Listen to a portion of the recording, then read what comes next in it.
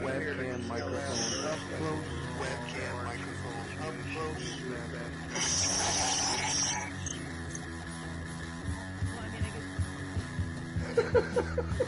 At the age of 19 in 1962, she was See, but I have the files.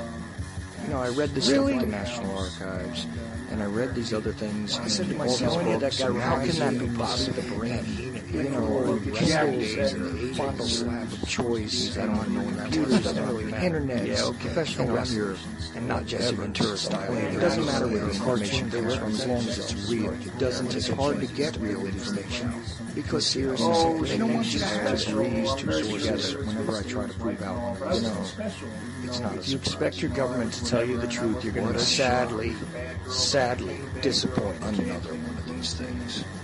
Dear Lord, what a dirty, dirty old man.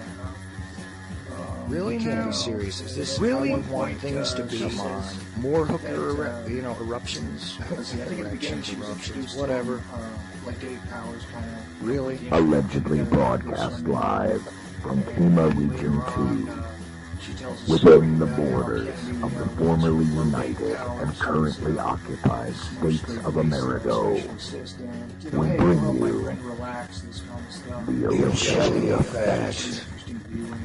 I damn sure know I'm an original. We have all these situations. I'd love to know why it takes 50 years. That's that. For a 19-year-old girl to eventually get the gumption to put these things out. And of course, all that noise and all my voices overdub means we are live again on UCY.TV radio. This is the Ochelli Effect. I am Chuck Ochelli, your host. And tonight, the subject is Shadow Warfare, which is the primary book title for one of a very interesting volume that gives us the history of the undeclared warfares. I believe the subtitle is actually the undeclared warfare. Well, actually, you know what? I will get the proper title from the author himself, or one of the authors here, Mr. Larry Hancock, who is my guest tonight, and we're going to discuss a serious, interesting series of historical facts that surround the operations of covert warfare on a global scale that the United States has been involved in for quite a while. Of course, we touched on this subject to some degree before with Douglas Valentine, who discussed the Phoenix Project and is also the author of Strength of the Wolf and Strength of the Pack, which gave us some serious insights into the drug war, and we discussed and dug into that subject pretty deeply on this show already. But tonight I present to you an author who I have read over the years, not just in book form, but in article form, and have seen him do a few presentations, not just on JFK, although he has done many there as well, but he has really provided us here with just a fascinating volume that explains the idea of surrogate warfare and just the historical context from the time we had the National Security Act, which everyone cites in 1949 to now. And I believe he actually touches on a few things previous to that in the book. But you know what? Enough of me babbling about it. Just let's welcome Mr. Larry Hancock. How are you doing tonight, Larry? I'm great. Happy to be here.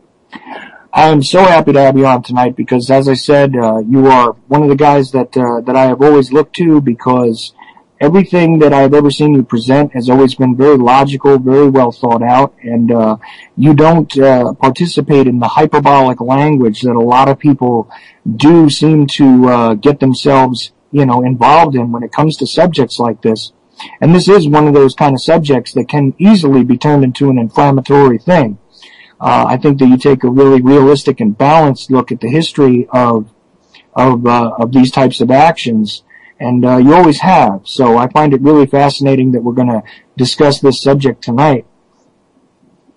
The beginnings, of course, for me with trying to understand this stuff was understanding the relationship between the Dulles brothers, the Dulles brothers early on, and as we all know, Allen Dulles is a legendary CIA guy, and John Foster Dulles, well, his involvement in the government at the same time as his brother definitely presented us with an interesting sort of viewpoint as to the relationship between agencies.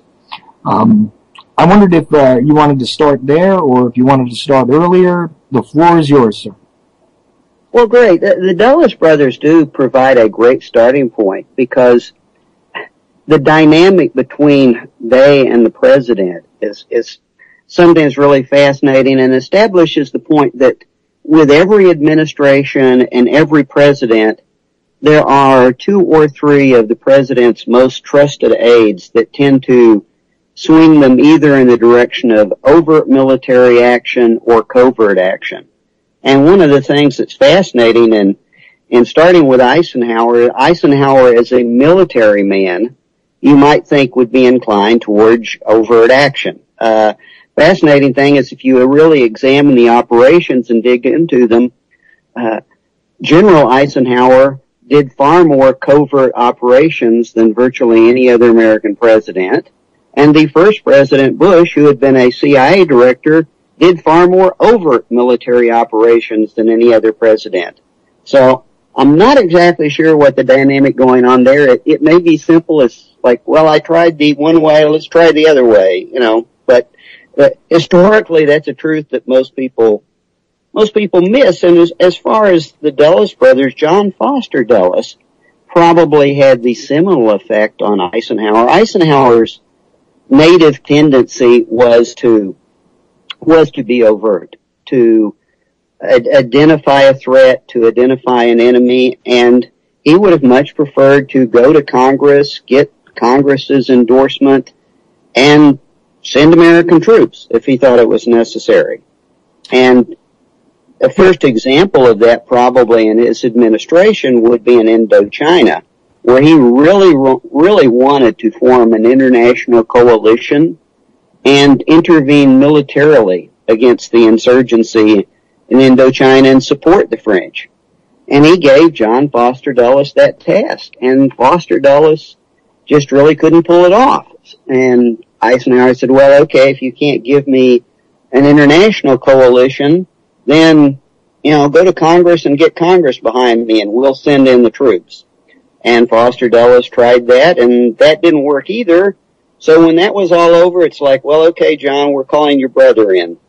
And from then on, Allen Dulles became the real playmaker for Eisenhower, and Eisenhower more and more during his administration turned to Allen Dulles rather than his brother.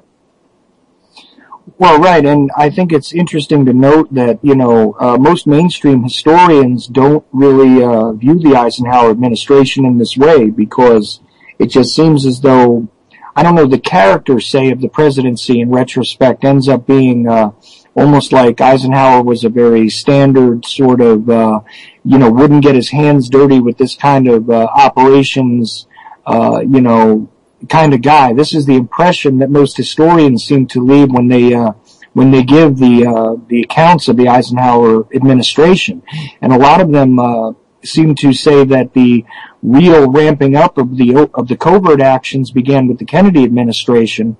But I don't think that that's a reality, because it appears as though over time we're seeing that the Eisenhower administration really did participate in maybe some of the lesser known but more covert actions in various parts of the world. Indochina being a very good example, because even though on the surface we didn't appear to be in support of the French at the time, and worldwide news reported, the defeat at Bien Bien Phu and all of that, they didn't seem to really ever, bring up the idea that there was American involvement in a covert, overt, or any other way, shape, or form. That was really a French problem. They really did miss that, Chuck. I think some of the most fascinating history that I run across is what you really don't find in the common histories. Eisenhower was very, very involved militarily, and as I said, wanted to be more so, but he just couldn't get what he wanted in Indochina. But he actually deployed carriers to Southeast Asia, and the 2 carrier groups that he deployed flew, I think, something like 2,400 reconnaissance missions over Indochina and over southern China, preparing for bombing strikes.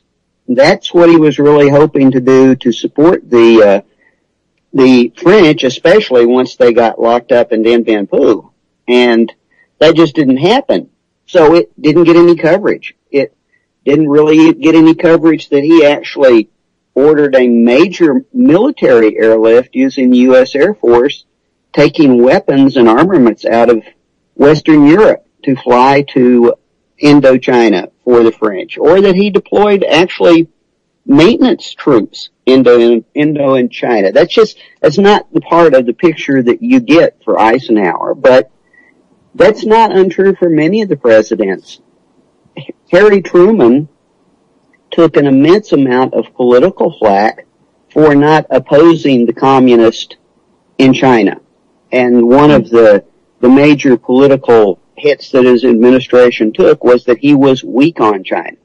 In reality, Harry Truman started an immense military support program for Taiwan, and actually Harry Truman and Eisenhower were involved in military operations into southern China from Burma. Those things never made the headlines, and they don't really make it into the characterizations of the president because they weren't things that were done in public. They were covert operations. So one of the things that Stu and I found very interested in doing the book is that if you look at history, or if you look at the administrations through their covert operations, you often get a very different picture of the presidents than if you just look at the standard general histories of their times. Oh, absolutely. It changes the character immensely when you get into the sort of, I mean, I hate to say it, but it's the under-the-table dealings are really quite more revealing than a lot of the publicly known sort of, easily discovered facts regarding the attitude and the policies of the president. Because after all, the publicly stated foreign policy is often at odds, and that's true for, as you said, it's seeming like every administration, from even Truman to now, easily we can see that there was plenty of stuff at odds. I mean, at one point, we were involved in adventures with Japan prior to the bombing of Pearl Harbor, and part of that is not even known in the official history as well, right? I think most people would, almost everyone who's read a little history, especially of World War II, knows about the Flying Tigers. Wonderful flying group, great fighters, really assisted the Chinese tremendously against the Japanese air assaults in China, and then joined the war against the Japanese after we were attacked. But it's only through some excellent research fairly recently through independent researchers that it's been found that the volunteer air group was supposed to have a bomber element.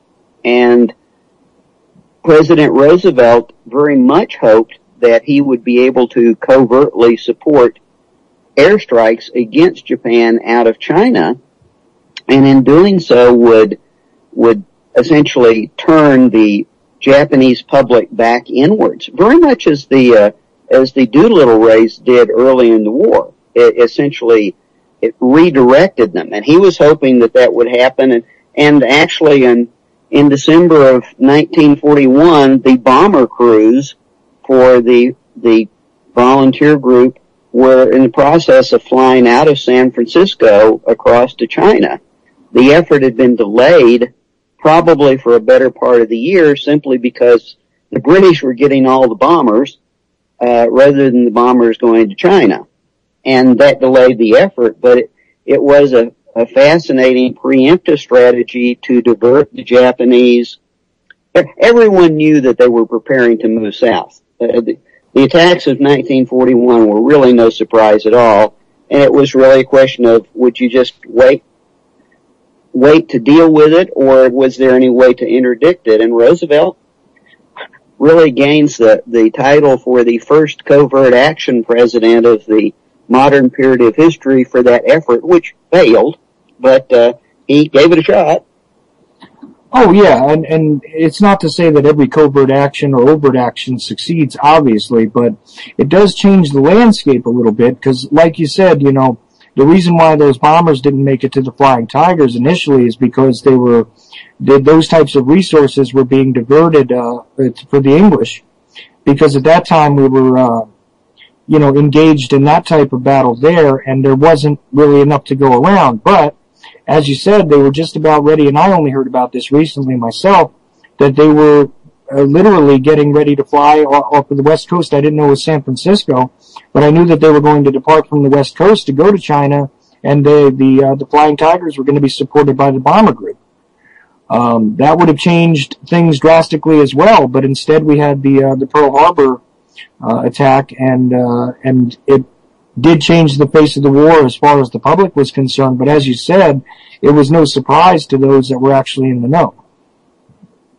And in many cases, I think, from a balanced view at all of this, although I'm certainly not endorsing covert action, because my conclusion after writing some 600 pages in the book is that it would probably be better in most cases to step back, and if you feel you're compelled to do something, do it openly, because at least then people feel they can trust you. And after some 70 years of covert action, I don't know that anybody trusts the United States. In terms of balance, the presidents really do often have essentially their back against the wall politically, because as in Eisenhower's case, they may reach a judgment that something needs to be done, but as it turns out, the political calculus is such that they just don't feel that they can take it to Congress. They don't feel that they feel that they have to take the onus on themselves. And that's when they tend to go covert.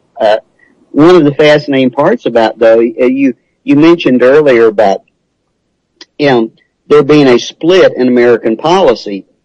Very often the declared American policy of neutrality or hands-off is dramatically at odds with the president or the administration's private policy, and we go both bipolar all the time. It's fascinating in how many cases the State Department and the intelligence agencies are at odds over some project, but it's also fascinating. People tend to think that the CIA is the instigator of most of those things, when in reality, probably the State Department, via the Secretary of State or the President's National Security Advisor, is the dominant force. And you often found the CIA objecting, saying, well, Mr. Kissinger's plan is not going to work, but that didn't get them anywhere. They were ordered to do it anyway. So it's an interesting play between public policy, private policy, and between State Department and the covert operators themselves. Yeah, that's definitely an interesting point. And to bring up Kissinger is also interesting, because we can now shift away from Asia a little bit and talk about Africa, because Africa really is one of those. I mean, obviously, people discuss Indochina and Southeast Asia and sort of frame it around the Vietnam conflict and that area of history. So it's relevant there, but some of the lesser known things, like about the adventures in Africa and things like that, are just as relevant, because as you brought up Kissinger, I mean, would you like to comment about Kissinger in Africa, Eddie? Kissinger in Africa and Kissinger in Latin America, turning away from Southeast Asia. Kissinger, being one of the classic Cold Warriors, and operating from the State Department as well as his national security position, was a dominant force over a very long period of time, and I think from the broad perspective, continued the Cold War far longer than it might have lasted otherwise. Basically, Henry Kissinger never saw a nationalist movement or a neutral movement that he didn't think was a communist conspiracy. And that got the United States involved in many, many conflicts that even a good number of people in the administration couldn't understand. But for example, I recall some verbiage when Kissinger was essentially forcing the U.S. into getting involved in Angola.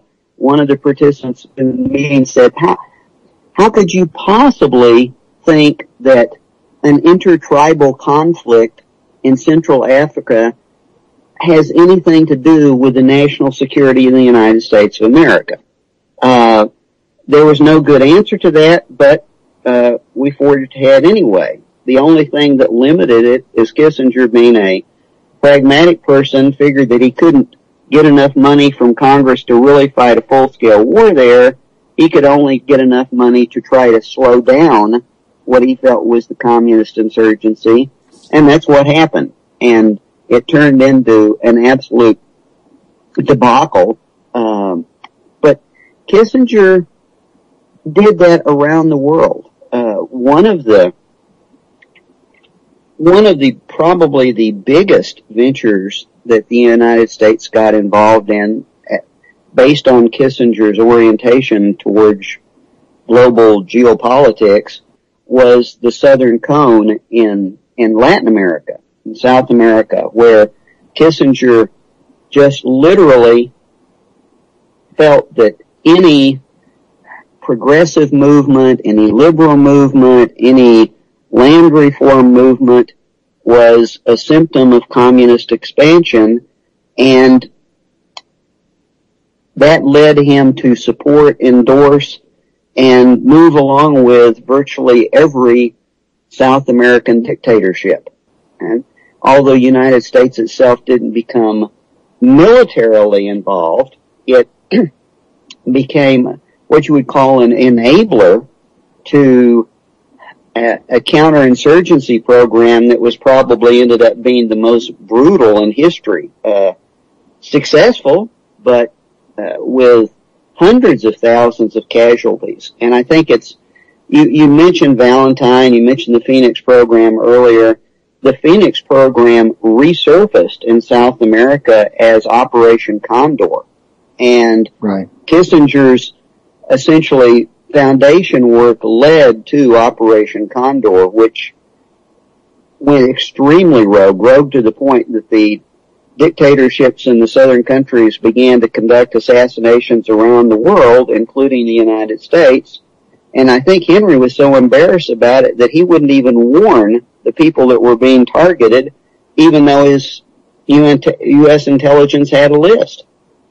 And this also leads us into the later sort of support in one way or another of all of these death squads and various dictatorships. I mean, there's actually like too many to list the amount of regimes that we were supporting there.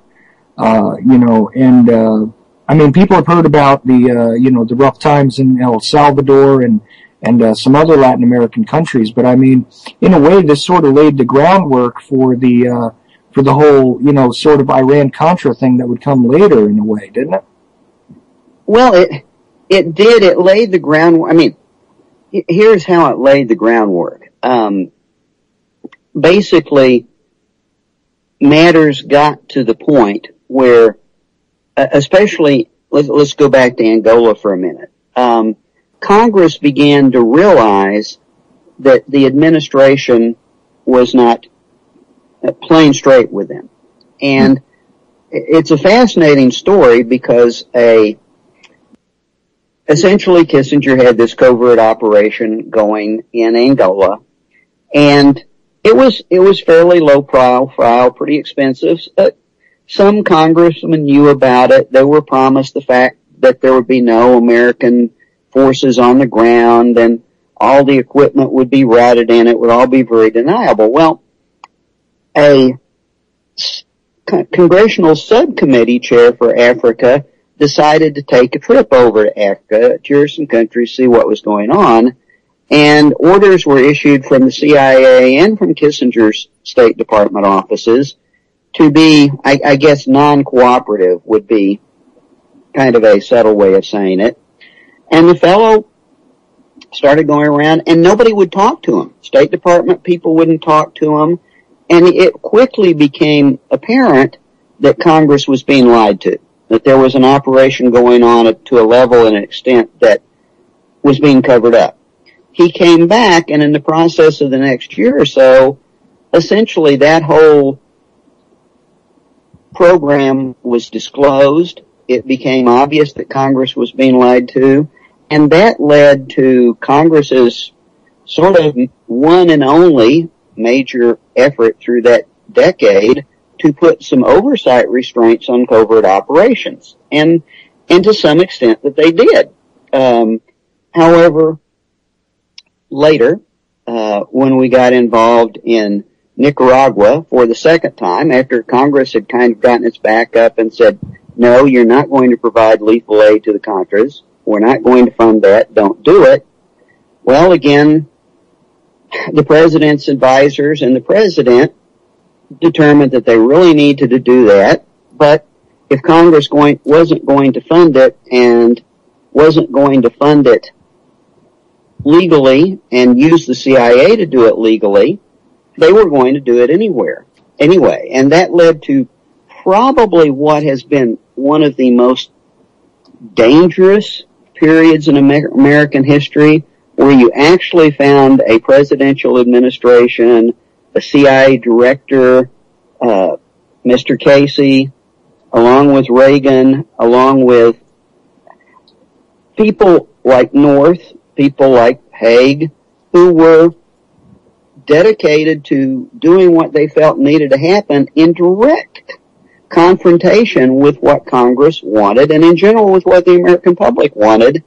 And they set up phase 2 of the Contra support effort, military support effort, but they decided they would have to fund it through foreign sources. Casey went to his friends, the Saudis, who he was already using to fund activities in Afghanistan. He got some major loan money from the Saudis. He got some weapons from the Israelis. That wasn't enough because they were North was really ramping up his operations. And so they decided, well, North had this bright idea of, why don't we just sell American weapons, and we'll take the money and fund covert operations. If we can pull this off and make this a going concern, we can do what we need to do in national security, and we wouldn't even have to ask Congress for money. Forget their silly oversight rules. Right. If that program had gelled and everybody in the administration was excited about it, you don't have to worry about a rogue agency. You have to worry about a rogue government.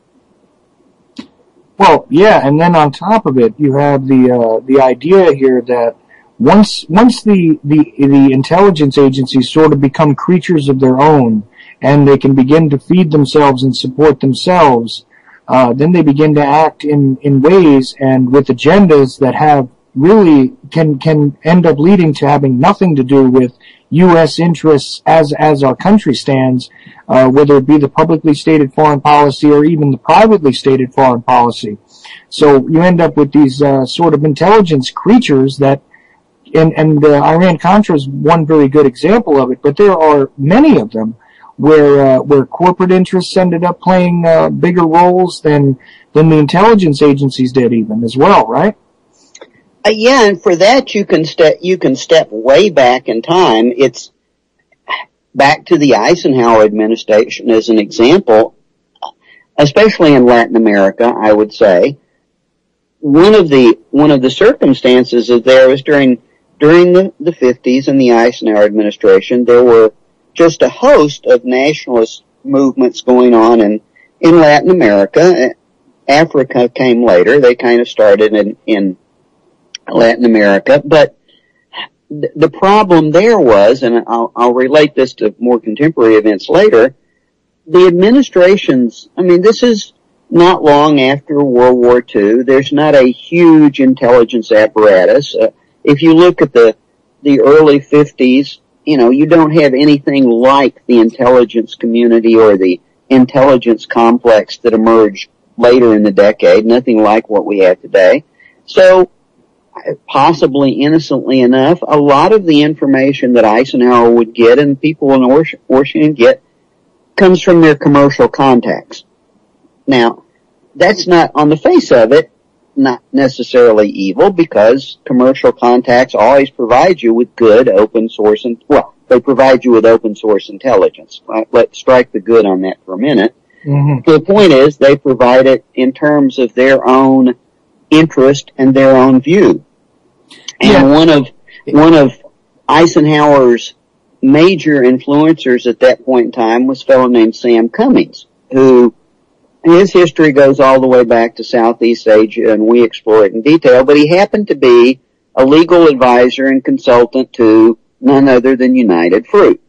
So when he viewed activities in Guatemala and talked with them about two administration leaders, he viewed them all in terms of economics. And as you can imagine, things like land programs and additional taxes on corporations were not something, there's only one step from there to being pure communist. And that would be the impression that he conveyed. And that really stimulated the really dramatic response to overthrowing the elected presidency in Guatemala, which was the United States' first successful experience with military regime change, and set a pattern for decades after that. But to make that long story shorter, I think it's fascinating. We talk in the book about, at one point, someone was interviewing Howard Hunt, who was actually involved in Latin America at the time and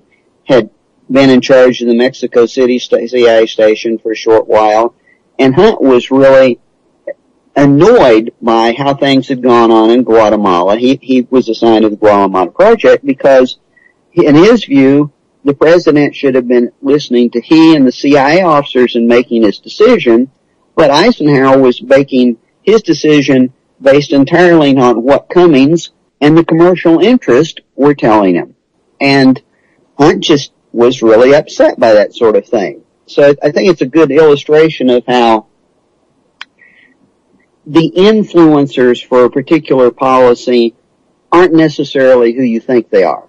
Well, right. And the interesting point there also is that, speaking from a business standpoint, these guys, if they saw even workers that were going to get a more fair wage or anything else under a particular regime, would obviously present facts to the administration or to or even to the CIA people on the ground, or whoever it is they could get into the ear of, to sort of present a case that, we need to be against these particular people, or this particular regime coming into power because they're just bad for the country. But meanwhile, they were really just bad for business in a lot of cases, in one way or another. And like you said, when you're talking about redistributing land, or you're talking about creating share programs in governments and things like that, there were a lot of attempts to rewrite the entire structure for peoples especially in South and Central America at the time, which were counterintuitive to business interests, not necessarily the international interests of our country, but were counterintuitive to those business interests. So therefore, they presented their case as advisors to influence policy against individuals that were going to be just, I hate to say it again, but bad for business, right? Well, that's right. And I think we often fail to realize how much that influences the political process as well, not just the president, not just the administrations. Politicians tend to turn national security issues to their own advantage, to their own leverage. Everybody knows that. That's no huge finding, but Guatemala gives me one of what I think is the perfect examples of that. And in the book we relate, because Congress got excited about the same thing. If there's land reform in Guatemala, the Soviets will be there next week. And this Texas congressman from Houston gets up and addresses the floor and says, if we don't stop them now, the oil refineries in my home district in Houston will be under Soviet bombers shortly. It's like, what? Huh? Yeah, where did that even come from? It's the psychology of the Red Scare that was so prevalent, especially post-World War II, that really does influence a lot of the individuals who had influence over various actions, whether they be covert, overt, whatever, throughout all of the structures in the government, it seems. And that as a motive and that as a scare tactic in a way sort of caused things to be more, polarized, I guess, in a way so that they could support their own agendas, which really didn't necessarily have anything to do with the idea of the spread of communism, but really had more to do with other agendas, let's just say. And it is one of those things that I think is often missed and I think is forgotten about by contemporary writers on the subject, is that the Red Scare was not just some silly little thing. It was a complete sort of systemic infection that went throughout just about every area that our government touched.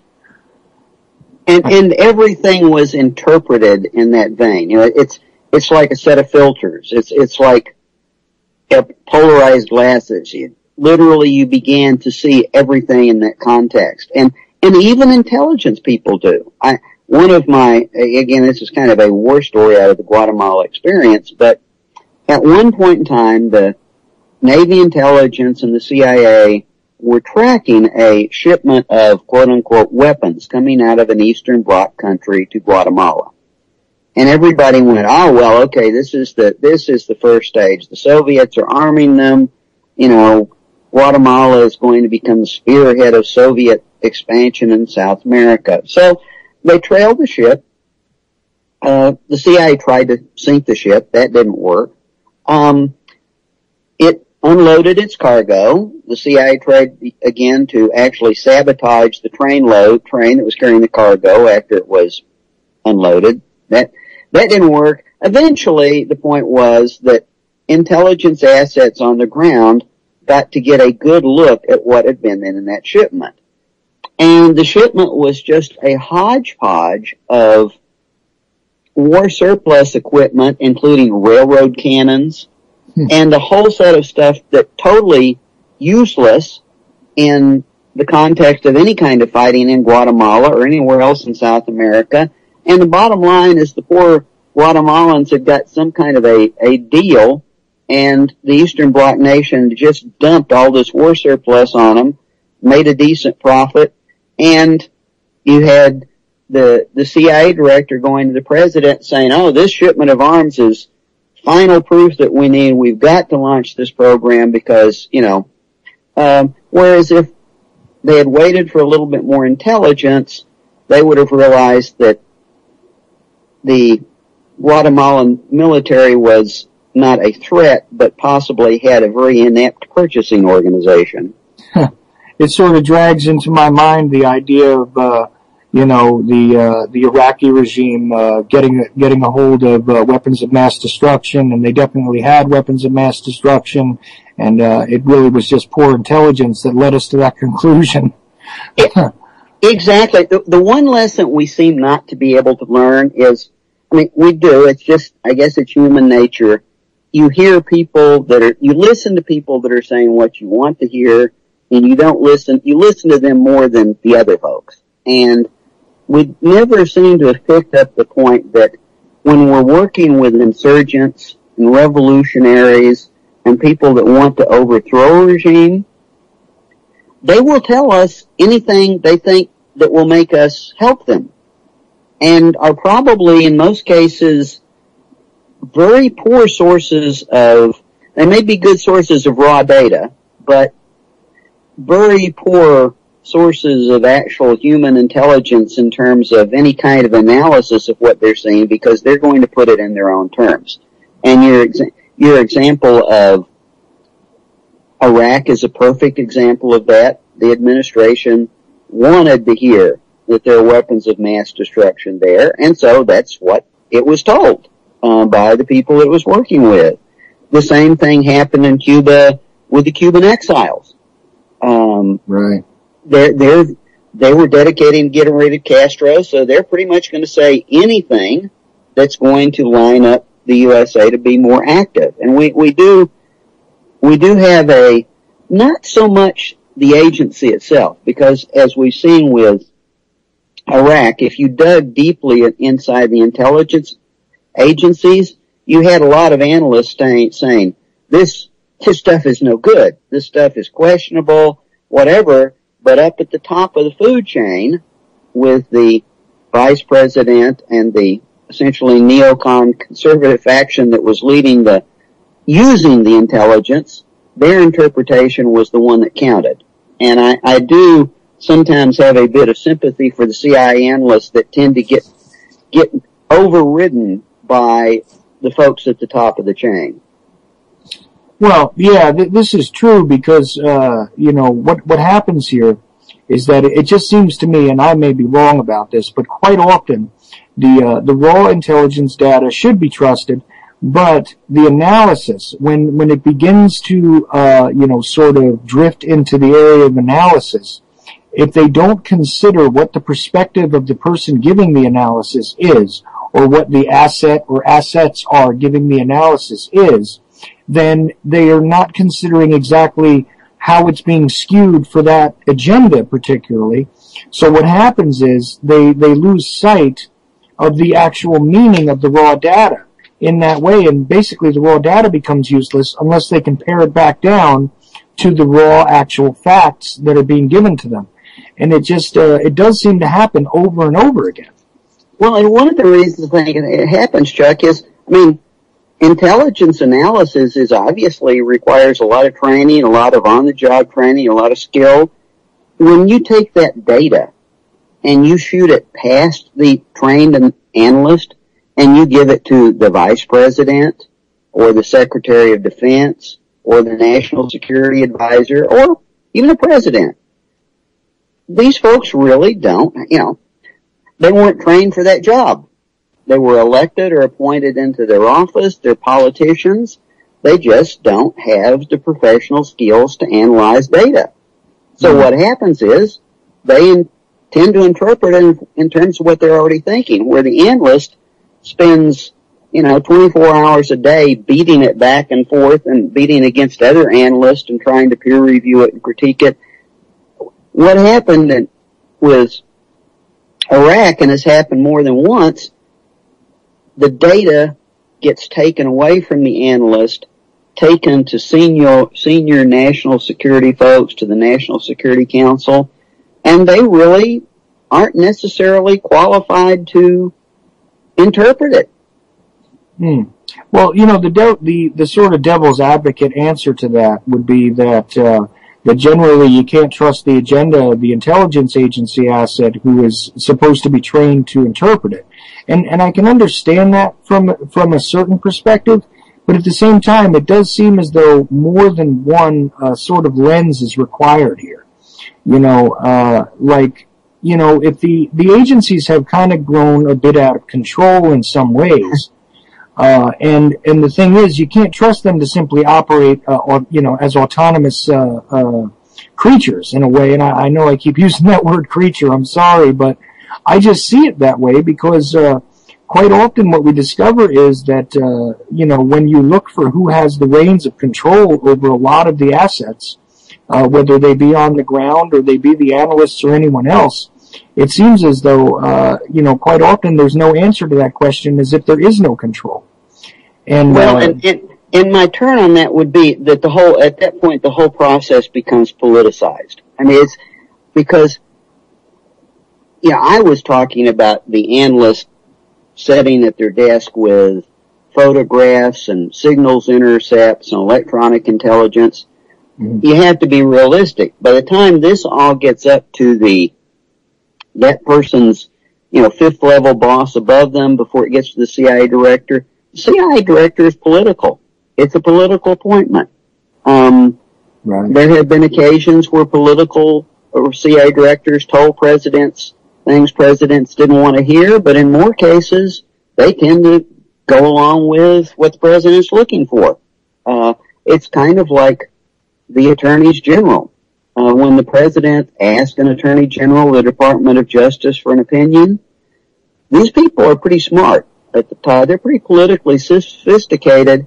You know what they give them back? They hardly ever give them back an opinion that is not what the president really wanted. You want a legal opinion to justify waterboarding? I figure out what you want and I give that to you. And that's just the way the game works. So the top levels are so politicized that it tends to outweigh a lot of the stuff that happens down inside. I have looked at so many memos and so many documents where stuff down inside an agency is just essentially discarded. It's changed. We were talking about Africa. One of the interesting things is that when we write about Angola and later when we write about Afghanistan, some of the CIA officers that were involved have told us that there are always 3 sets of files that are related to an operation. There's the soft file that they hold in their desk drawer that essentially shows what's really going on. There's the report that they write to their boss, which is essentially what their boss wants to hear, and it's censored. If they're having to do something, like if we've actually got people on the ground in Angola, I'm not going to put that in a memo to my boss because that might get him in trouble. And then the documents that he sends back to headquarters are another story entirely. We've got examples of CIA operations officers who obviously are political animals issuing memos to their people never to talk in memos that are going to go to headquarters about the things they're really doing. And when you get those kind of internal conflicts, you're in big trouble. And that happens, also with the other government assets like the ambassadors and things like that. I mean, looking at the Kennedy assassination really quickly, the disjointed way in which Lodge was dealing with Kennedy at the time of the assassination of Diem and New. That was a whole other sort of like, he was just omitting so much of what was going on and not informing the administration directly. I mean, that's an easily seen sort of, example of that as far as the ambassadors that are on the ground at the time also. Oh, it absolutely happens on the State Department side. Perhaps the worst example that I can think of is when it's going on between both, say, like the CIA and the ambassador in country. We talked about an incident in Laos, which is a confusing place, but at which one point in time, early on, actually in the 50s, when the U.S. involvement was involved there and was actually involved very successfully in blocking operations against communist takeover of the government, the CIA agent in charge of the station chief, was doing a number of things that were directly opposing what the State Department representative of the country was doing and what was supposed to be official policy. Official policy at that point in time was Laos was neutral and the United States strongly supports its neutrality. What the CIA's charter and mission was to start putting together a military force that would be able to effectively combat the communist insurgency. Well, okay, that's not a new story. That's repeated many, many times. But the kind of fascinating thing is that at one point the ambassador writes a letter to the CIA director and says, your guy is way out of line. He's subverting everything we're supposed to be doing. I need to have him replaced. And the CIA director essentially writes back and says, tough. I'm not going to do it. Now, I'm not quite sure how you get more conflicted than that. Well, right. I mean, you have a small area there, being Laos, which was, is sort of a forgotten page in our history, but it was a very big, political issue, even publicly. I remember watching let's just say the 1960 campaign, Laos was brought up all the time, and the idea that we were supposed to be supporting their neutrality publicly and all that. The State Department was apparently supporting the public policy, and meanwhile the CIA was behaving completely contradictory to what the publicly stated American policy was. And this is not unusual, in fact, that there's sort of this bipolar, two-pronged response that goes on in all sorts of countries around the world. I mean, I don't know if you covered, the death of Lumumba or whatever in the Congo, but there's another example where you have assets acting in conflicted ways as well, right? Yes, we cover the Congo in pretty great detail under both the Eisenhower and the Kennedy administrations. The Congo is an excellent example of that kind of bipolar thing. Probably a good kind of war story out of the Congo to illustrate that is that the U.S. ambassadors that were appointed to the Congo by the Eisenhower administration were extremely anti-communist, and of course viewed everything that was going on in the Congo and the insurgencies and the tribal insurgencies as all being communist inspired, and some of it was, certainly not all of it, but at one point in time early in the Kennedy administration, Kennedy read in the newspapers that a U.S. naval group had been dispatched to the Congo to provide support for a military rescue mission. And I gather he called up the head of the Joint Chiefs, who called up the Secretary of the Navy, and the net result was that the ambassador to the Congo had gone directly to the Navy, who just took his orders as direction, and they dispatched a small flotilla, and nobody had really bothered to tell anybody in Washington, much less the president. And Kennedy was pretty good-natured about the whole thing. I've read the memo he wrote afterwards, and he simply said he thought that it would be good practice from then on for the commander-in-chief to be informed of military deployments. Which is sort of a backhanded joke, because after all, the commander-in-chief should be aware of all this stuff, but he's reading about it in the papers. That's where he discovered it. I mean, he actually had nothing to do with the dispatch of naval assets to assist over there, and meanwhile, that's a remarkable story, really. That would kind of probably upset your breakfast in the morning if you're president. It's sort of like, and who did we bomb yesterday, and why didn't anybody tell me? Exactly. And it's just, but again, it speaks to the fact that it doesn't really matter what part of the world we're talking about. It seems as though, a disjointed or completely conflicted bipolar sort of action, ends up happening when you have these, separated sort of assets working on their own agendas. And, it's why we confuse people so badly. That's why I made the remark about, it's not that covert action can be successful. Certainly in small-scale military examples it can be, but on the larger scale, when you're doing regime change and regime maintenance, and what you're actually doing privately and deniably is in conflict with your public policy, you get to the point, if you do enough of that, nobody trusts you.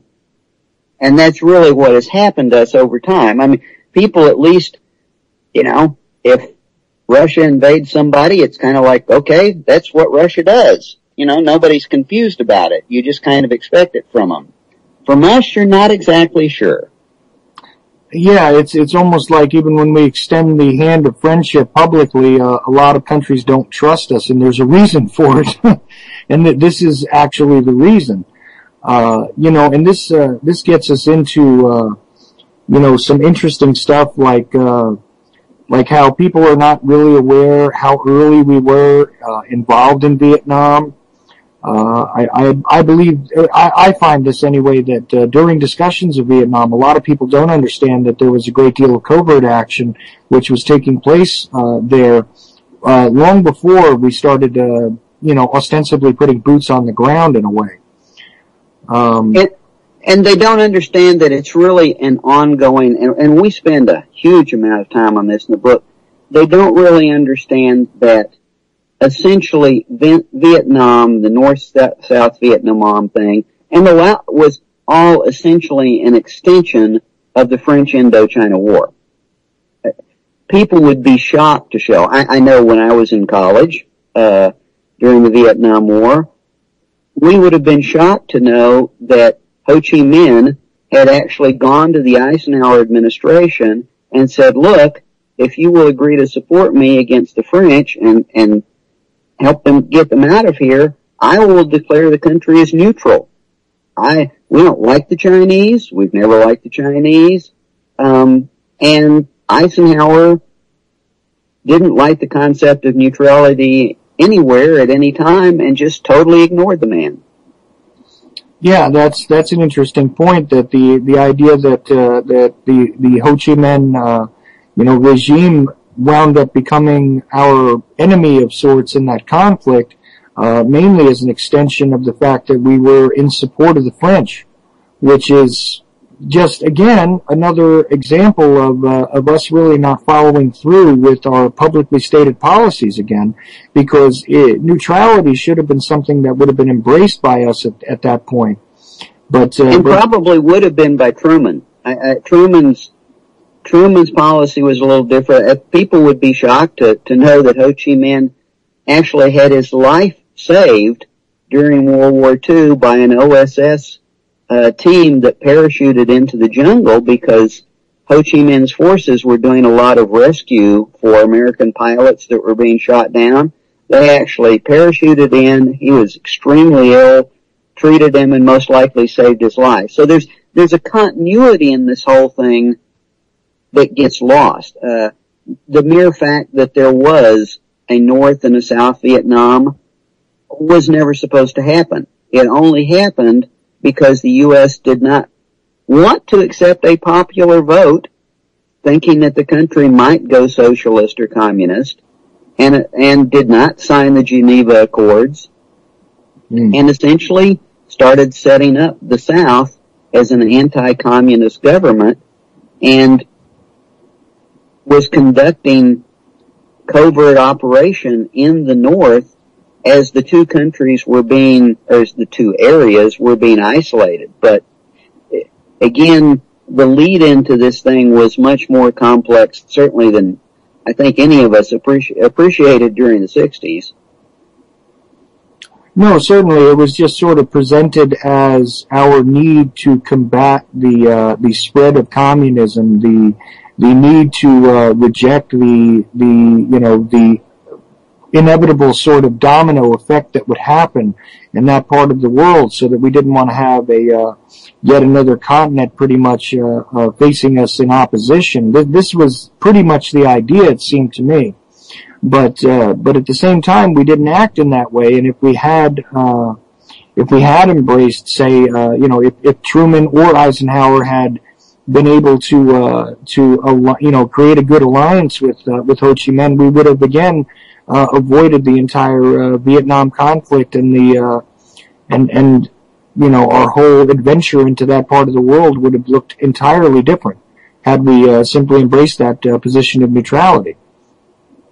And that really highlights something about the Kennedy administration, because the Kennedy administration was the first post-war administration. Kennedy himself was the first president that was comfortable enough with the concept of neutrality to actually look towards diplomatic solutions, negotiations, and low-intensity conflict versus outright winning these various confrontations, and was very successful in turning around affairs in India, for that matter. India had been moving strongly into the Soviet camp up to that point, very, very much moving towards an anti-U.S. position, and Kennedy, because they were devoutly anti-colonialist. Again, we could not relate anti-colonial, just like neutrality, we couldn't relate anti-colonialism and nationalism to any other thing than a communist threat. But Kennedy was able to deal with that. Yeah, he was, and the interesting point there is that, you know, the anti-colonialism that was present in India was more the result of wanting to remove itself from British control. It wasn't really about not wanting to be sort of a state being influenced by a larger power. It was more or less not wanting to be under the control of a foreign power. And if they would have allowed them to basically have, more of their own destiny decided by themselves, they probably wouldn't have had these problems. But of course, the other odd part of that context is the split with Pakistan. And at that time, that was really a dangerous period in history for that part of the world for us, because if Kennedy had played it differently, we might very well be still looking at a very large population turned against us even to this day. Oh, absolutely. And we do spend, I'm not sure about your listeners, but I think most people will be shocked to understand that one of the most ambitious, difficult, challenging covert operations the U.S. ever engaged in was some 15 years of covert action in Tibet. Part of it through Pakistan when India was not our friend, and then later through India when they became friendly under the Kennedy regime. An amazing effort to block the Chinese in Tibet that just didn't work at all, but required a huge operational military effort that nobody really caught on to. The Himalayas are probably the most difficult place in the world to do covert operations. Well, it is interesting because a lot of people view the specter of the Chinese, the larger Chinese nationalist movement as a more recent sort of player on the grand chessboard of things. But the truth is that quite far back we were engaged, as you mentioned earlier, with the situations with around World War II when we had the Flying Tigers and all of that. And but this continued on. This didn't just happen during World War II, and then all of a sudden, in recent times, we're having the economic issues with China and et cetera, et cetera. But this has been an ongoing process where covert warfare has been utilized to sort of contain and sort of keep China in check. I think that's been largely ignored by mainstream historians as well.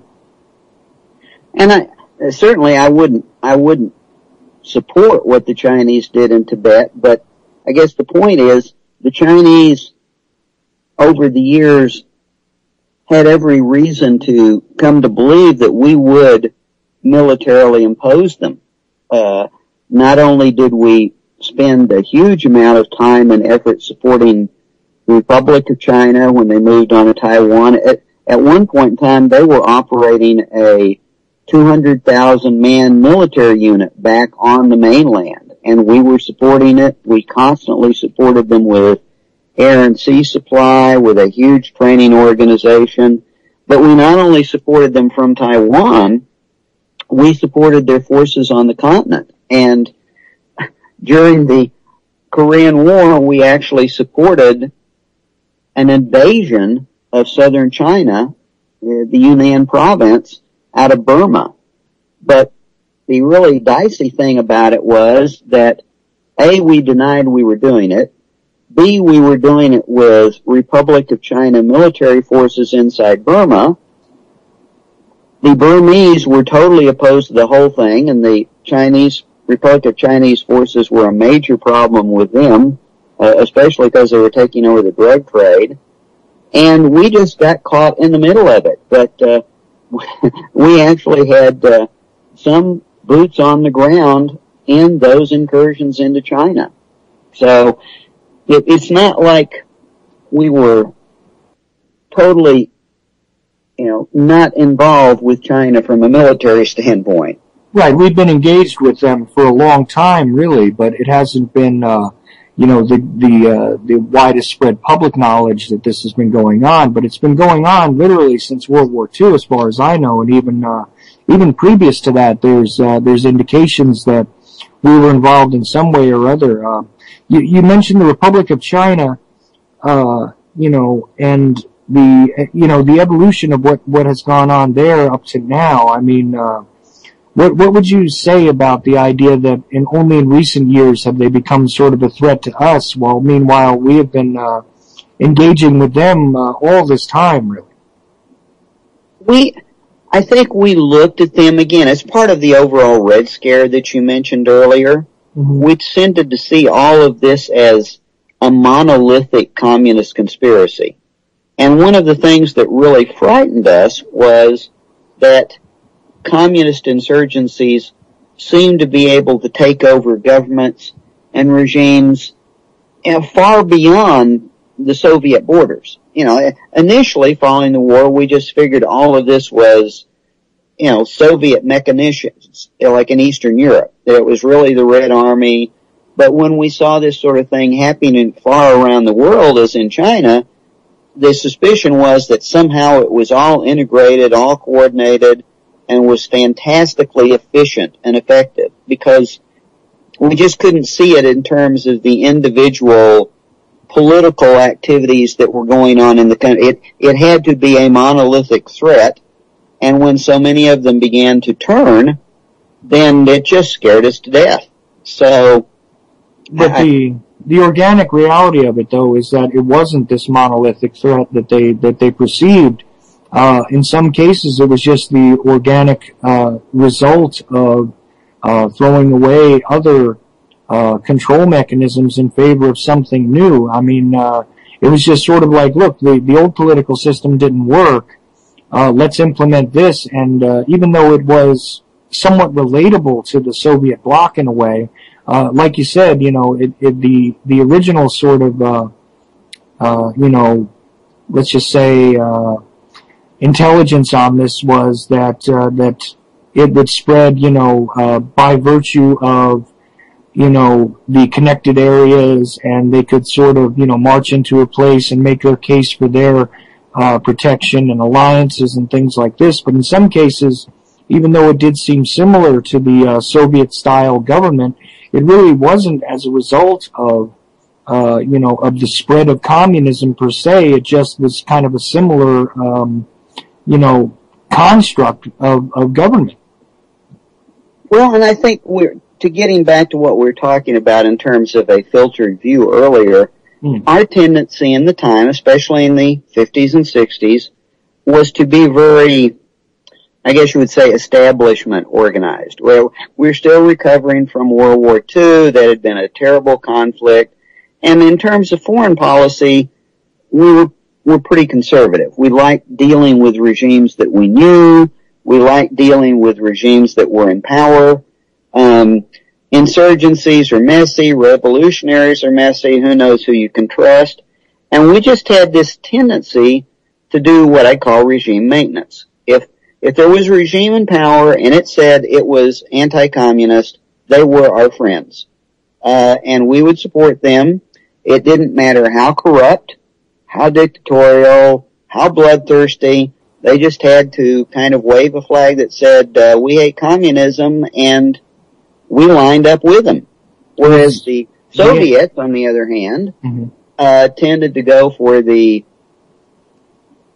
nasty insurgent revolutionary route, and then all of those countries where a situation was so bad that a revolution was going to happen one way or the other, they would win, because we were supporting the corrupt bureaucracies.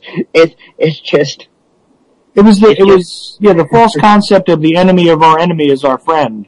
Exactly. And it repeated over and over again, as you said. The situations in Central America and in South America, also in Asia, and throughout the world. In fact, we were viewing all of these things in this way, and this was really something that ended up getting us involved in all sorts of adventures.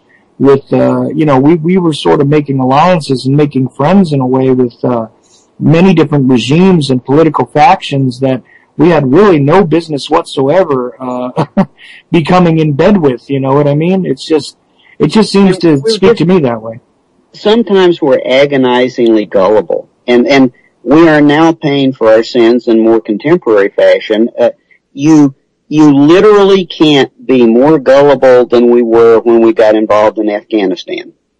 It's just, which we spend a great deal of time on, but we totally misunderstood the Pakistanis, we totally misunderstood the Saudis, and these people totally understood how they could play us.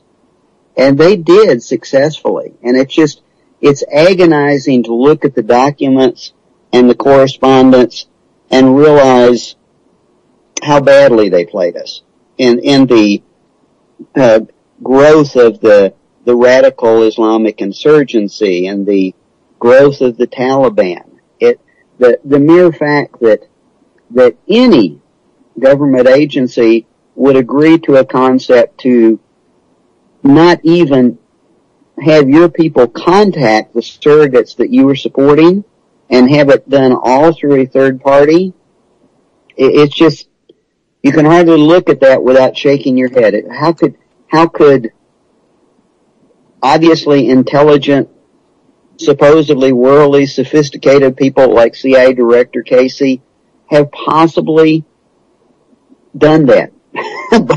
but we did. And there is a real misunderstanding about Afghanistan because, you know, the contemporary viewpoint and the mainstream viewpoint at this time is still, and it's frightening to me really, is still that since there were people there that struck us on 9/11, we went and involved ourselves in warfare in that country and did it for that purpose, and now for over a decade are still involved in it. And it's just, that's not the real story here. You know, I think the fact that there were three, it's kind of like Cuba. The fact that there are really 4 generations of Afghanistan American involvement makes it extremely complex, and most people really are not dealing with that complexity. I mean, the first generation had to do with, it started under the Carter administration, and it was an opposition to the Soviet invasion of the country. Well, right. But that is the strange thing here, is that even if there is any mention of the history, it's only about, well, the Soviets were involved there and then they left.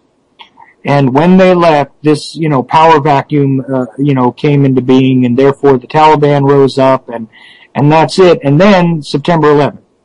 And this is really, I don't know how to put it, but I mean, it's almost like a childish viewpoint of what actually occurred there. Well, it is. And again, when you really read, it's amazing to me. I've read the minutes of the National Security Council discussions, and when you go into this first phase post 2001 attack of involvement in Afghanistan, it itself went through multiple phases in the course of a matter of months. And the whole effort on the ground to defeat the Taliban and to defeat Al-Qaeda in Afghanistan it occurred over something like 4 months, and it was done. And if you look at the dialogues during that time, you find the president in meetings saying, there is no conceivable way that we would remain in this country. We'll conduct this military operation. We will never do peacekeeping here.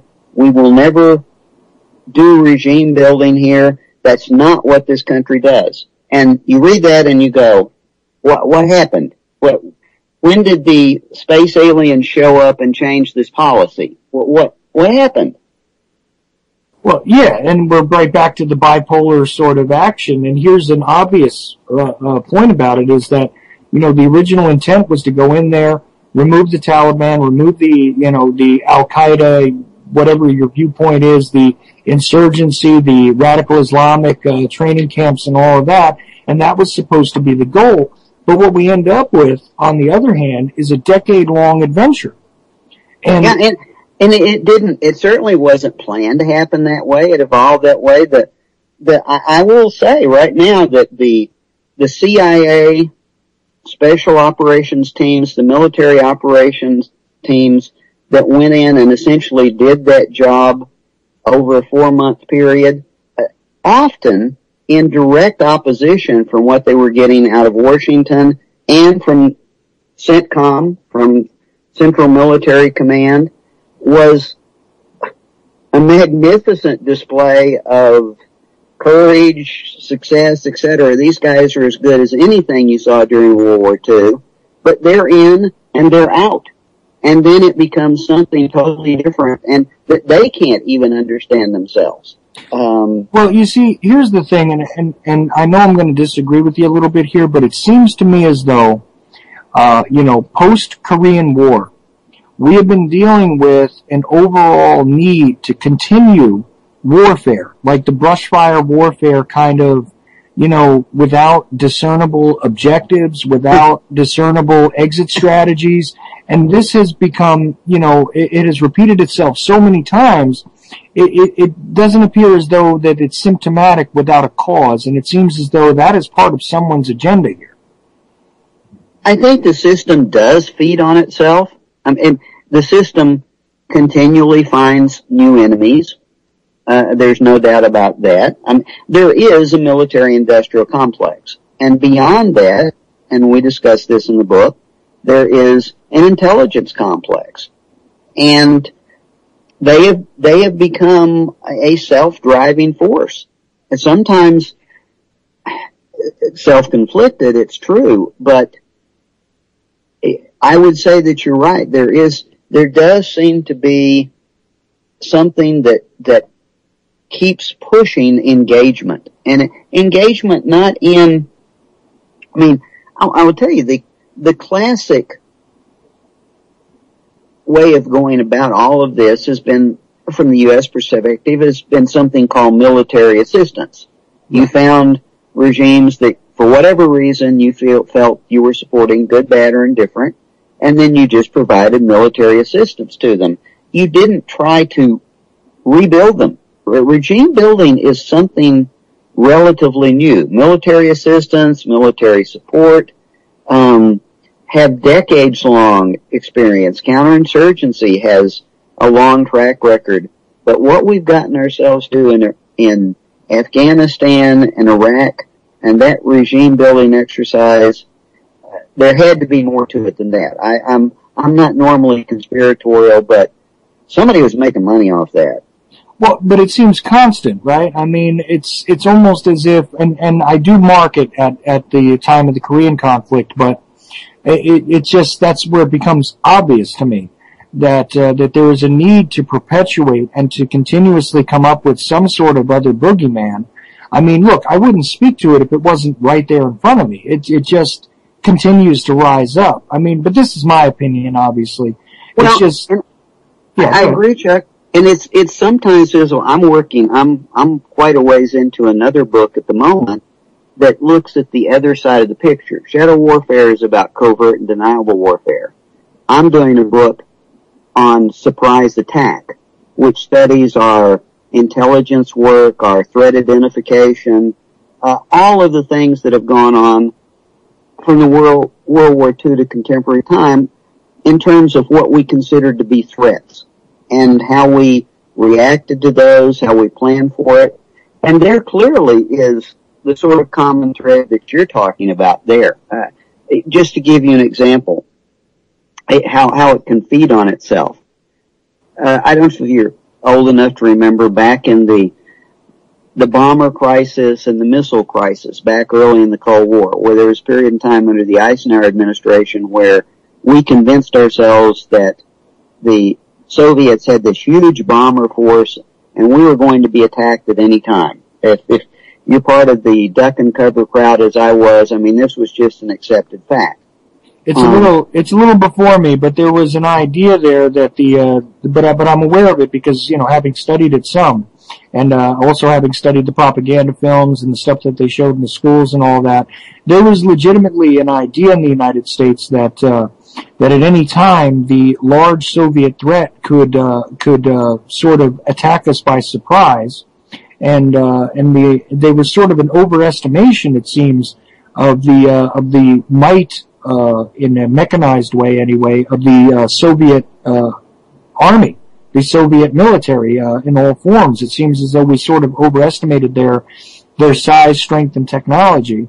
But there was legitimately, as part of the spirit of the time for sure, the idea that we were under that threat at all times. But here's the illustration that comes out of that. So that was a true story in the mid-50s. And part of it was due to the fact that the Soviets had fooled us with the size of their bomber force. Won't go into that. But the point is that President Eisenhower ordered some massive reconnaissance activities. We flew SAC over the Soviet Union. We flew the U-2s over the Soviet Unions. Then we launched our first reconnaissance satellites. And by 1958, Eisenhower and the very senior leadership of the country knew that there was no bomber gap. We knew they didn't have a strategic bomber force. We knew that there was no real threat there. But you know what? We tripled the size of our own bomber force and spent an immense amount of money on air defense because Eisenhower couldn't share the fact of what we knew with the public. And it just continued. It's like it feeds on itself. And I guess Eisenhower felt that, if he couldn't reveal what he knew because that would compromise intelligence sources, and B, even if he tried to, the other political party would immediately jump all over him for being weak on defense. He didn't want to do that. So, in all honesty, a lot of times we seem to do this to ourselves. Well, right. Post-conflict, like post-World War II, it would have been extremely hazardous for any politician to appear as soft on communism or as weak on defense, because we were still sort of in that mentality that another world war could emerge at any time. At least that's the way I understand it. We were, and it's, as I say, I won't belabor it here. That's another side of the story, but it's a fascinating story. It's kind of depressing, but it's kind of a counterpoint to talking about shadow warfare. And the thing is that this sort of, I don't know what you want to call it, ongoing involvement, ongoing situation has occurred on both the covert and the conventional side of the picture. And it just is a very consistent pattern of behavior, and nobody seems to ever be able to step back from it. Now, whether they can't step back from it politically or they're being driven to be involved in it for other reasons, that seems to change at different points, but nobody can ever step back for one reason or the other. See, I call it the brush fire warfare syndrome because it's just, you put out one fire and there's another fire that shows up on the dried out landscape, you know what I mean? So that's the way that I sort of consider it, and it just, but I mean, I'm glad that I'm not the only one who seems to think that it's completely symptomatic of just the way these things keep recurring. So, but that's sort of my way of looking at it. Another fascinating aspect to the book, cause you took it all the way up to events in 2013. I know we've spent a lot of time talking about the 60s, and we touched on the 80s and the 70s and, Mr. Kissinger, but we go all the way up to 2013 in your book, right? We do. We were finishing writing it, just as it went to the printer. So we really do cover the entire, we make a transition from the Cold War through the end of the Cold War into the War on Terror, and then bring the War on Terror up to the current events and actually conclude with some speculation on covert action in Benghazi and as related to Syria. So we do try to make it as contemporary as possible, and we show the evolution of a lot of covert action into contemporary affairs, and the kind of covert action that's being practiced today, which we call gray warfare, is entirely different than the way things went on a couple of decades ago. Well, yeah, it has evolved. I don't know. Well, actually, I don't know if evolution is really the way to look at it, because in some ways it seems to have gone backwards to me. But I know that you do. You have paid attention to what went on in Benghazi and all that. I'm curious what your viewpoint about that is, because I have been exposed, obviously, to the very politicized viewpoints that have occurred here about the situation, and anyone who is say more neocon or right wing oriented is pretty upset with the way it was handled, and a lot of people point at the State Department and at Hillary Clinton, obviously.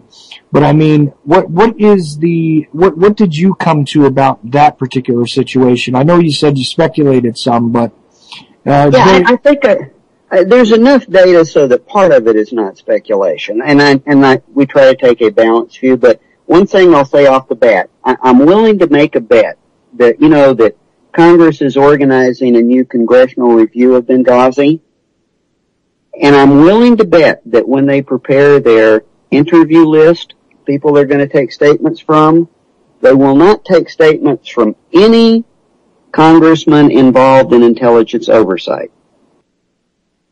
And here's why. If you step back from Benghazi and step back from the attack itself, and I'm not claiming credit for this, there have been some really good, hardcore investigative reporters that have dug into this situation. Unfortunately, they get no traction because what they're saying isn't politicized and what's getting the media coverage is. But for starters, what you have to do is you have to look at the fact that Benghazi is not the main focus of diplomatic affairs in the country. It's not the capital. But the interesting thing is that there's a State Department complex in Benghazi, but there's also something called the Annex. And the Annex was entirely staffed by CIA people, intelligence people, who went in under State Department covers. It appears the Libyans really didn't even know this. And that the staff of the Annex is considerably larger than that of the embassy complex. So there's not really much argument about this point in time that there was a major CIA presence and operation going on in Benghazi. As a matter of fact, one of the reasons that things came down the way they did was that the majority of the security personnel that were assigned to Benghazi were assigned to the Annex, not to the embassy complex, not to the ambassador's residence. So there was an agreement between state and CIA that the CIA security people would provide some security for the complex, but they weren't co-located, and it was a little nebulous, and there wasn't really like a centralized command. This was not a military organization. In the olden days, U.S. embassies were guarded by the U.S. military. That's not the way things work these days. Right. So let me just understand this. What you're saying is that although there were plenty of CIA people that were present in the same area, they were actually housed in a different place, and their security arrangements were not intermingled, so that although CIA provided support for the security of the embassy, they really weren't directly concerned with that. They were more concerned with their own people that were actually housed at the Annex. Right, and as I say, there were certainly some operational understanding that they would support the complex, and that's the sort of thing that all sounds good and everybody has good intentions until it hits the fan. And so that's kind of the starting point. So obviously there was an intelligence operation going on there, and you just don't really hear much discussion of that at all. And what it appears that was going on, what we do know as fact, is that there was an effort to interdict the huge amount of weapons that were present in Libya. I mean, Gaddafi did nothing more. He loved collecting weapons of all types, especially from the Soviets. And my understanding is that actually he dispatched people all over the world at one point trying to collect more and more weapons to add to his arsenal. So I mean, there was attempts to do that in various countries. I mean, even in Europe, not just from the Soviet Union, although the Soviet Union at certain points there during his regime were certainly in a seller's position. So, but he did attempt to purchase, I mean, every type of weapon possible, pretty much, to add to his array or arsenal in his own country, right? There was only one type of weapon not really present in his arsenal, and that would be American weapons. Right. And the reason that becomes important is and we haven't talked much about this, although the book goes into obnoxious detail about it, covert operations need deniable weapons. If I'm going to support a covert operation in Syria, I don't want American weapons on the ground. What I want on the ground are weapons that it looks like the insurgents that I'm supporting got from the regime in power, and the regime in power in Syria has Soviet weapons. So if I were the CIA and I wanted to conduct and support a select group of insurgents in Syria, it would be wonderful to go get some of the most recent, especially anti-armor and anti-aircraft handheld weapons that I could get out of the Libyan arsenal. Okay, so let's just take that as a benchmark. So I would like to have those weapons for my own purposes, but also the last thing I want in the world is for those weapons to go into the jihadi insurgency that is occurring across North Africa. And this is something that the U.S. is totally, not the U.S., but the public is totally missing, is the fact that there is a pan-North African jihadi insurgency going on against almost all of the more moderate regimes, and it really is dangerous. It's dangerous for those regimes, and it's extremely bloody, and these people are just brutal. Well, yeah, my argument has been that the North African theater is one of the most ripe for conflict as far as we're concerned right now. Even though it's not being brought out to the public's view, I think that the entire situation there is really heating up to the point where the localized conflicts could very easily turn into much greater international concerns. I mean, almost overnight.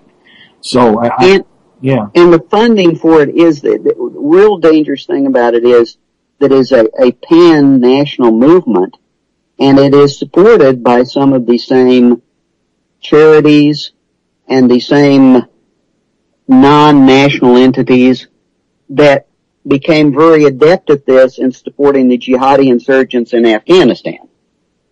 Way back, back to when that all started. And these people know how to move money around. They need to know where to collect it from their very wealthy donors.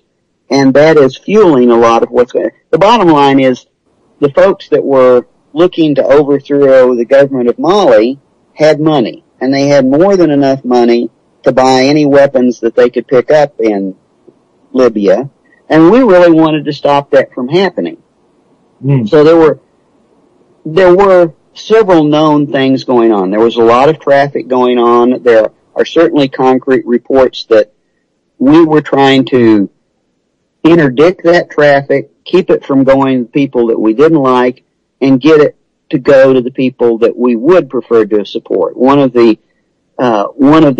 There was a large arms shipment out of Benghazi, actually a shipload of weapons that went out right before the attack.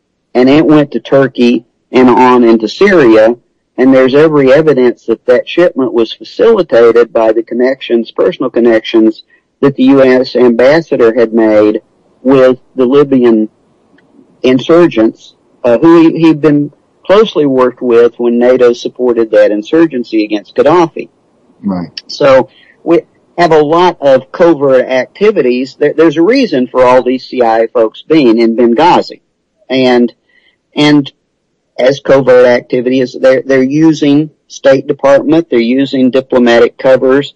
You don't necessarily want to ever admit that. They're just all sorts of protocols that when you do these things, you would prefer not to discuss in public afterwards. And in this event, now, all of that I've just told you is verifiable. It's also verifiable that there was arms traffic that that was going into Syria to certain groups, and that the CIA had people on the ground in Syria and was trying to route from Turkey armed shipments to the non-jihadi insurgents. All of this is pretty well documented. And this is all the case before the Benghazi attack.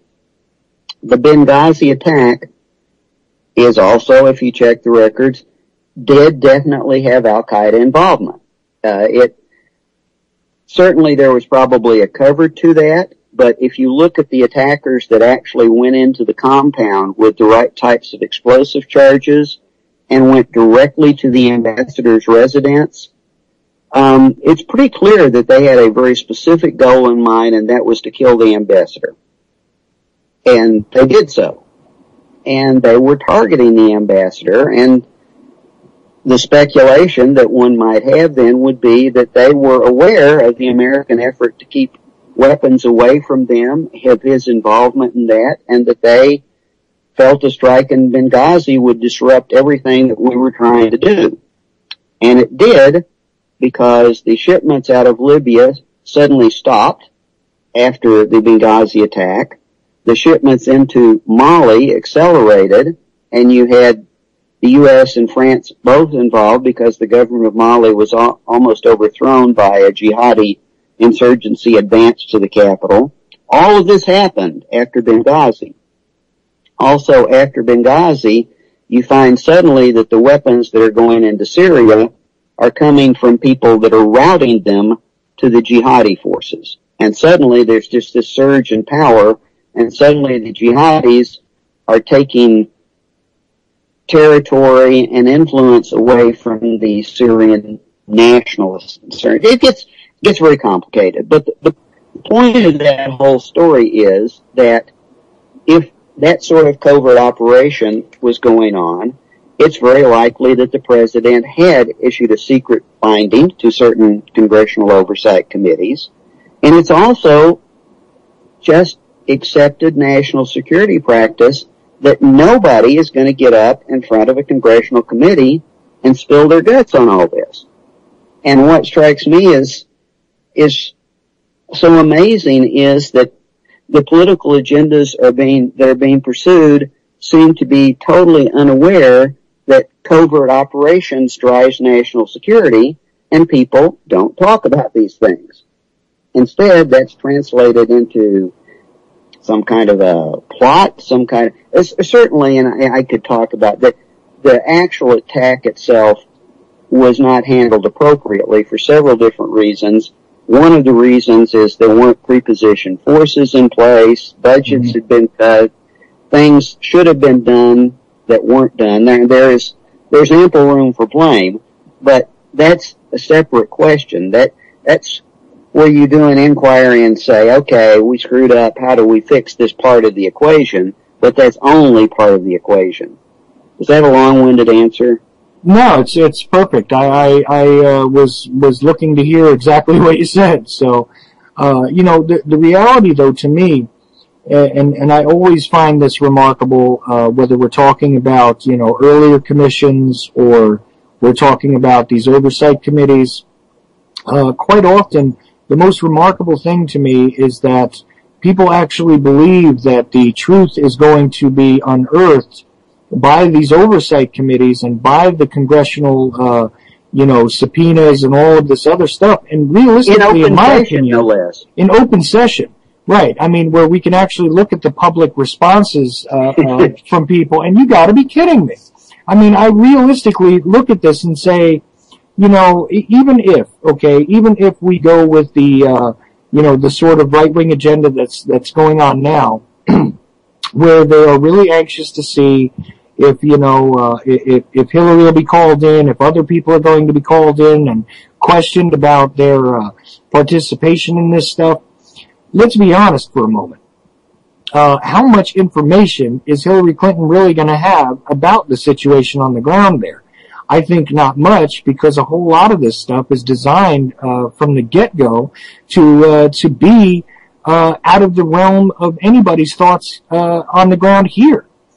This stuff is meant to be set up for plausible deniability, so that if things do go wrong, as they obviously did in Benghazi, you're looking at a situation where we're not going to get the truth from the people that were supposedly, ostensibly in command of these assets from the State Department or whatever, because the different operational people on the ground there are participating in things that are not going to make it to the public's knowledge. And even with the discussion that you've had earlier, which gives us some semblance of a landscape under which this occurred, we still are not going to say all of the facts about what actually sparked it, about who was actually in control of the people that actually did these things, and the entire failings. People are going to CYA on that because they don't want to lose their careers. And in conjunction with the idea that compartmentalized things are done in the intelligence community for the purposes of never being able to be called into question, if you're in command of individuals in some cases, command is a very nebulous word because you don't necessarily know the operational details. And you don't ask. That's the other striking thing is you don't ask because you know how this works. Most likely the person that could only tell the full story, unfortunately and sadly, is the ambassador who was killed. So you don't know, and I find it amazing. I think after the State Department report was issued, there were congressmen that made a remark. One congressman made a remark that said, well, I had these people testifying to us and we were in closed session and they still wouldn't answer all my questions and I have a security clearance. Well, fella, let's talk about how security clearances work. There's security clearance and there's need to know and there's compartmentalized information. And just because you have a security clearance doesn't get, I'm not saying that's the way, but under the law as it reads today, the people that are appearing to you have their own legal code that they have to follow, and if you don't understand it, then you really can't do oversight. For some reason, I get the sense that the people that are actually assigned to do oversight don't understand how the process works, and that makes them even more ineffective. Well, because it's already like a prerequisite stipulation that there is no way that all of the information is going to be revealed to anyone who is not in a need-to-know position. And it doesn't matter that they've been put under oath or put into closed session or what type of clearances these guys have. If they're not necessarily in that need-to-know position, like you said, they're not going to garner the information that they think they're due, regardless of their supposed oversight responsibilities. It's not a political game. It is national security, and it has its own set of legal codes that are totally independent of civil or military law. And I think the other factor that goes into that is the people in the agencies have a lot of institutional memory. And we talked about Laos before, but Laos gives us a perfect example of how this sort of thing can work.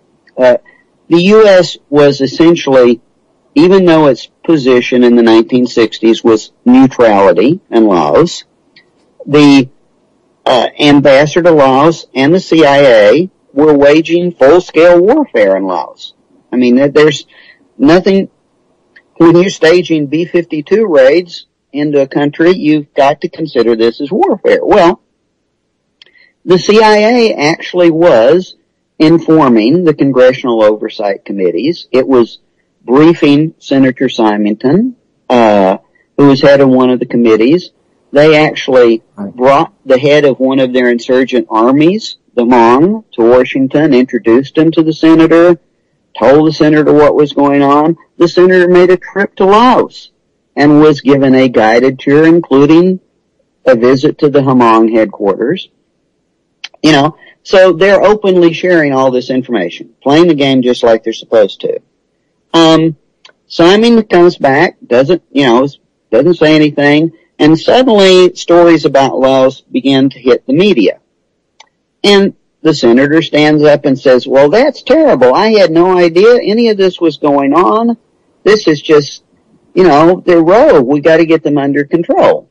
Well, the CIA returns and says, look, here's a list of the briefings we gave, here's this many times we've testified to committee, and it just becomes a nightmare. But what it really illustrates is, again, even the agencies have some reason to feel that if they play by the rules, it still may not protect them from political attack. Well, no, it does work both ways. You're right. Even when they do attempt to, give full disclosure to those that are supposed to be in charge of these agencies, they do discover that quite honestly, when the political blowback is going to be too hard on certain individuals, because as you said, there are political positions like the head of the CIA and all that. And these senators, I mean, when their political positions are compromised, they often will say just about anything if they were given, it doesn't matter what they were told in the secret briefing, because if it's not advantageous in some way for them to reveal it, they could just as easily deny it ever happened, and there comes their plausible deniability in a way, which means that even being out front with all these situations doesn't give them any sort of assurance that they're going to enjoy the protections of the people that are supposed to be in the know either. So I guess it does play both ways, but it's a real interesting situation. So right now, the only legal code, the only legislation that covers essentially informing Congress says, and this was passed ages ago, that the president simply has to issue a finding to the appropriate intelligence oversight committees that the president is going to do something. He doesn't have to tell them a lot of specifics, and the detail in those findings has varied dramatically. Apparently, for the Angola project, the finding from the president simply said, we're going to pursue a national security action in Africa. Well, that's a pretty broad thing, and so you could, okay, fine, thanks for letting us know. But if Congress was truly interested in oversight, obviously they might toughen that legislation a little bit. But if you step back for a moment, and I don't want to sound hypercritical, but there's actually some political reason that they don't do that, because the way it sets by now, the president is required to advise them that they're doing something. They're not required to do anything in response. They're not being asked to approve it, so the president goes ahead and does whatever the president feels is necessary. And they're sitting there with the information, and their recourse is to do one of three things. They could, if they really didn't like it, decide to cut the president's legs out from under them by going to the media with it and leaking it to the media for whatever reason. So they could do that. They could do nothing at all and wait until the operation actually occurs. And if it occurs and they're in the president's party, they'll cheer. And if they're not in the president's party, they will go after the president, brutally. Or there's no downside to it, essentially. What they won't do is I've never seen a case where they get up in arms and go back to the president and say, we've all talked about this and we think this is really a stupid idea, don't do it.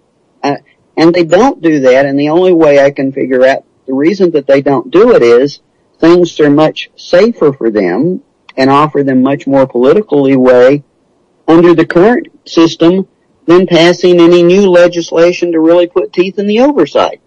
Right, so they leave it open-ended, and then they can make their statements and judgments about it, and public shows of whatever in hindsight, which is obviously a much safer position for a politician to be in. That's and that is true. I think that's been true at least ever since the Ford administration. It may go beyond that, but it just seems as though I don't know. It's a very frustrating thing to me, because it seems as though, we can point out the fact that there are, failings, let's just say, in the structure. There are problems with the ostensibly civilian politician having some sort of oversight or control over these intelligence agencies, but at the same time, they're not going to do anything about it. It really is a quandary. It does make you. I guess the good thing about it, and I think it's encouraging about me, is that at least if you can clear it up to this extent, you can kind of lay it out, and then you can challenge them from a political standpoint. It's like, okay, I was amazed by the other day or last year by the congressman who has essentially authored the legislation to extend the NSA's powers. Which, okay, I'm sure that sounded good at the time. Mm-hmm. But then when the NSA starts becoming visibly exposed for having gone way too far and doing lots of stuff that they didn't even need to do, and that's another story entirely, what does the congressman say? The congressman, just like Symington, comes back and says, oh my goodness, how could they do that? That's terrible. I certainly didn't intend for them to do that. I mean, you really shouldn't look at me just because I introduced the legislation. It's their fault. And my immediate reaction is, sir, did you really think that you might monitor what they were doing with the legislation you passed? Did you insert any clauses to allow that? Did you put in any code in place to allow that? You know, you really shouldn't do legislation like that and back away from it. And it's the same old story. If nothing else, at least you can, call them names, I guess. But I've become much less tolerant of. I'm not tolerant of stupidity, and I guess what I'm saying is the NSA just did some things they really didn't need to do, and that was stupid. And government agencies do that. But I'm also not very tolerant of congressional hypocrisy. Yeah, and both things are becoming more and more obvious as time passes. Look, we're running low on time. We got about 10 minutes left, and I wanted to make sure that we point everybody to the book that we were talking about tonight, which I know is available on Amazon.com and probably elsewhere. It's called Shadow Warfare, and what is the subtitle? The History of America's Undeclared Wars. Right. Or something like that. Let's see. I have the book right here. Yes, that's what it says. History of America's Undeclared Wars. That's it. Shadow Warfare, the History of America's Undeclared Wars. But also, if you just, search out Larry Hancock, you'll find that he wrote a book that I read some years ago called Someone Would Have Talked, which was about the Kennedy assassination. Also, there's been various books that you participated in. You were also co-authored with Stu Wexler, a book that we discussed on an earlier show called The Awful Grace of God, which is about the Martin Luther King assassination, which definitely it opened my eyes a little bit more about the sort of more localized look at what really occurred there. Other books, I know you've written a lot of stuff, and I know you have a blog also, if you want to give your web address for the blog, or. Yeah, the best thing to do is if you look at www.larry-hancock.com, that's kind of my author's website, and it would show you the books. There's also a book called Nexus, which is a study of the CIA and its actual assassination practices. Try to be very factual, how they actually did them, not how it shows up in the movie. Right. And that will also give links to my blog where I discuss a lot of contemporary events, not just these things, but a lot of covert action events, contemporary military activities. I just did a post on governance, which addresses what you and I have just been talking about and some of the issues of American government that are driven by going covert. So I do have an author's page on Amazon, and you can do Larry Hancock on Amazon and find that. But the books are available at retail, Barnes and Noble. Any bookstore can get them through distribution if someone wants to do it that way. No, absolutely. And I did forget Nexus. That's an important book. I would love to sit and talk to you about that one night too, because that is one of those things that has fascinated me, obviously, through my interest in the Kennedy assassination. But you can find Larry in a lot of places, really, and really a well thought out, excellent historian, in my opinion, of modern American, contemporary modern American history, and especially regarding the behavior of the covert agencies that have influenced policy and have influenced the world as it has come to pass. The engagement of warfare and the nature of the way these agencies behave is often very instructive, because it is the story that is well ignored by anything remotely mainstream. And I'm so glad that you're on with me tonight to discuss all of this. And I hope I didn't throw you too far off topic, because I was trying to stay within the confines, but I had to jump into a couple other things just to give it all, sort of the bookends that I thought it required. And but I guarantee you, I could sit here and go 12 hours with Larry and not finish covering all of the stuff that he's written about over the years. As I said, I used to see articles with his name on them, and I think it's really great also that you're writing with Stu Wexler, because I also appreciate his work as well. Well, I really enjoyed it, and I guess the thing about this is it's such a broad subject. It's really hard. Actually, it might be nice if it were possible to go off topic, but it reaches so far, you almost don't have that choice. Well, right. I mean, it's a widespread sort of, intricate thing that we could really break down. I mean, just, it's almost infinite, the amount of possibilities and the amount of historical situations just in the past half century that we could sort of analyze and dissect here on the air. But I think we did a pretty good job covering a whole bunch of them. And, if there's anything else you want to add in the last couple minutes here, Larry, I'd be more than happy to let you do that. Now, I think the thing that I would like to add is if people do get the book, one of the things I would encourage is there's a lot of history to be learned in the book, but also I would love to see the book shared with a broader population and people really look at it as a resource. I know my publisher was somewhat awestruck in that we have something like 50 pages of endnotes, and the vast majority of them either go to document links or to web links to original sources, whether they're articles or studies. There's an immense amount of information on the Mary Farrell website, the National Security Archives, and amazingly, in some studies that have been funded by both the State Department and CIA. One of the things that kind of dumbfounded me in the beginning was I found that the State Department was more than willing to disclose things about activities which the CIA probably wouldn't want you to know.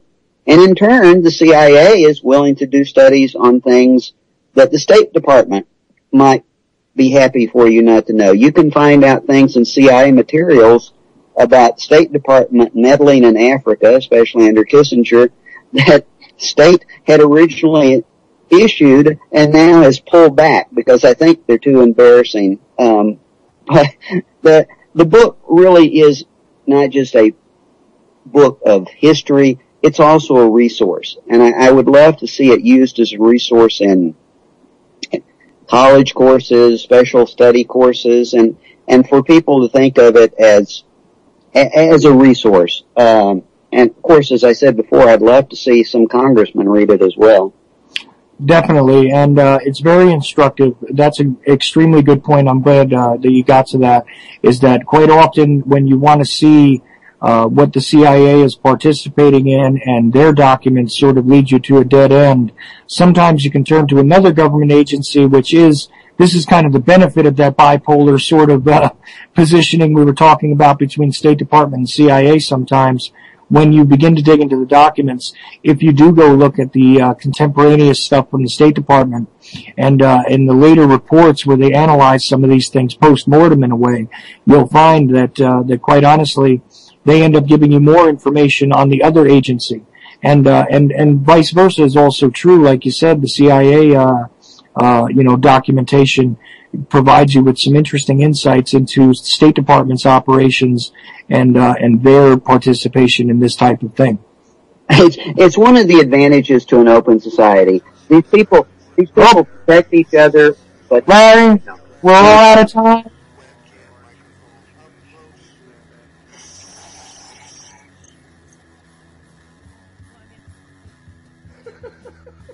At the age of 19 in 1962, she was See, but I have the files. You know, I read this stuff at the National Archives, and I read these other things. I said to myself, how can that be possible? The brain, you know, pistols and frontal slab of choice, and the internet, professional wrestler, and not just Ventura style. It doesn't matter where the information comes from as long as it's real. It's hard to get real information because seriously, they don't want you to have degrees to